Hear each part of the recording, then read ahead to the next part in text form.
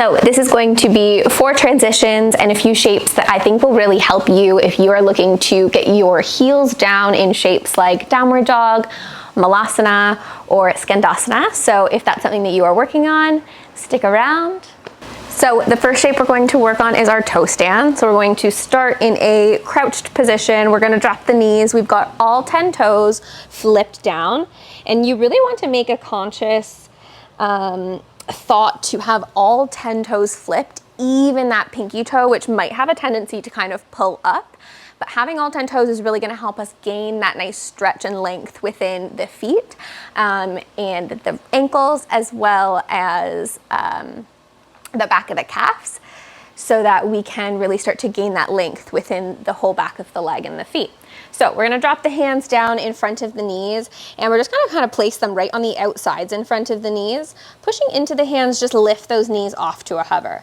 So we're going to send the booty down towards the heels, and then send those heels and the booty down towards the earth. Getting a nice stretch within the back of those ankles. Rock the body back forward. We're going to find that traditional seated upright toe stand. Maybe we rock the body back, putting some weight into the back of those feet as we gain a nice stretch, a little activation of the core. And you're going to move through these 2 variations of a toe stand so that we can start to gain some mobility and flexibility within those feet. Your next shape is going to be, or transition is going to be, your tabletop position with all 10 toes flipped, just like I mentioned before. And then we're going to be pushing up into our downward facing dog. In our downward dog, we really want to focus not so much on getting those legs extended, or not even so much about those heels dropping down right now, but what we want to do is keep a micro bend in the knees so that we can focus our energy of the thighs and the belly kind of coming towards one another. So what that's going to look like, we've got all 10 fingers spread nice and wide, all 10 toes really pushing into the earth. And we want to imagine a nice long line from those wrists all the way up to the tailbone, that connection between the belly and the thigh.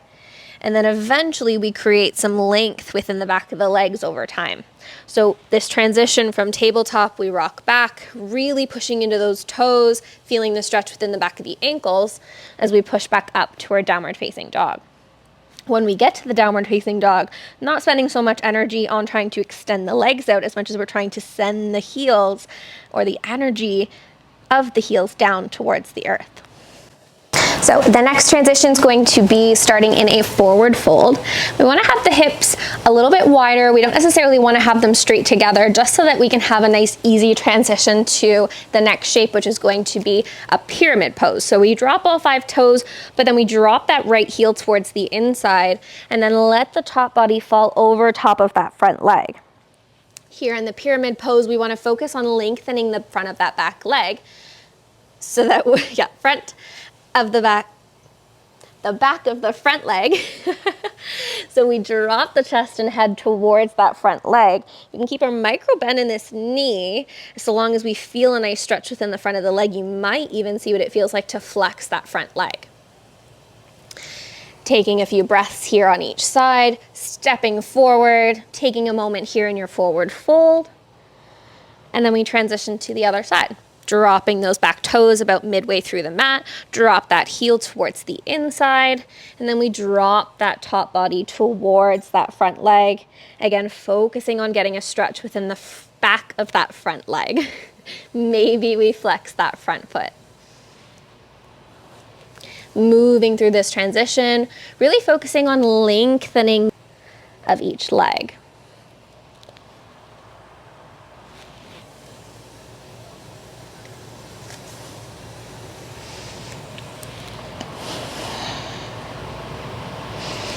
Keep in mind, we can always have blocks here just so that the ground is a little closer to us if touching the earth feels just a little too far away right now. Next transition we're going to work on here is our Malasana. So we're going to take the feet just towards the outside edge of the mat, toes point out, heels come in. We're going to bend through those knees so we can send the booty down, finding that yogi squat or that Malasana shape. And from here, we're going to use the hands to help us. We plant them down. We're going to push into the hands, Shift into one leg or the other. I'm gonna shift into my left, kick the right leg back, find my lizard shape. Send those hips down, trying to keep those hips kind of square so I can get a nice even stretch in both hips as I shift back and forth. So we're gonna shift the hips back up. Maybe you wanna rock back before you rock forward to find that Malasana. Again, we can have blocks here, which might make it a little easier. Shift the booty down, finding a breath in your Malasana. And then planting those hands, stepping the opposite foot back, lizard pose on the other side, dropping those hips again, trying to keep both those hips square towards the front so we get a nice even stretch in both hips as we shift from one side to the other.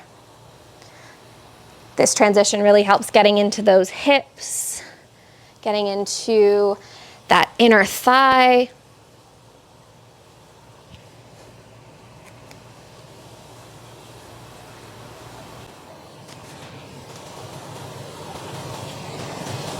So another variation that we can take once we get into our lizard is just taking it a little wider. So take those hands in line with the foot, and then we're gonna walk that foot out towards the outer edge of the mat, or maybe even to the outside of the mat. Drop that back knee, really let those hips sink forward as we gain even more of a stretch within those inner thighs, the groin, and the hips. Beautiful. Coming kind of up off those hips, we'll walk that left foot back in towards the center. Shift back to find that half split maybe as we just transition to the other side. So we'll rock back forward, plant those hands alongside, flip those back toes to lift that back foot. We'll step the left foot back and just step the right foot forward. Drop that back knee. Walk the hand to the inside as we walk that right foot out to the outer edge. And then we allow those hips to sink down, finding that deep, open lizard shape.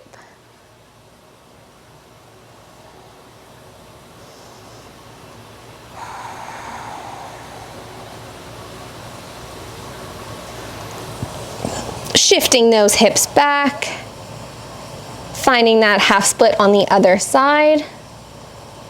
And then we'll rock forward with the inhale. So the last shape that I think is super helpful in gaining some strength within your open-legged lunges. So anything like your skandasana or your Malasana is going to be your goddess pose. I think this is also something that people can love or hate, but it really, really helps to engage those thighs, activate the groin, as we push the knees towards the outer edge. We wrap the booty underneath, really engaging that groin, the hips, the legs.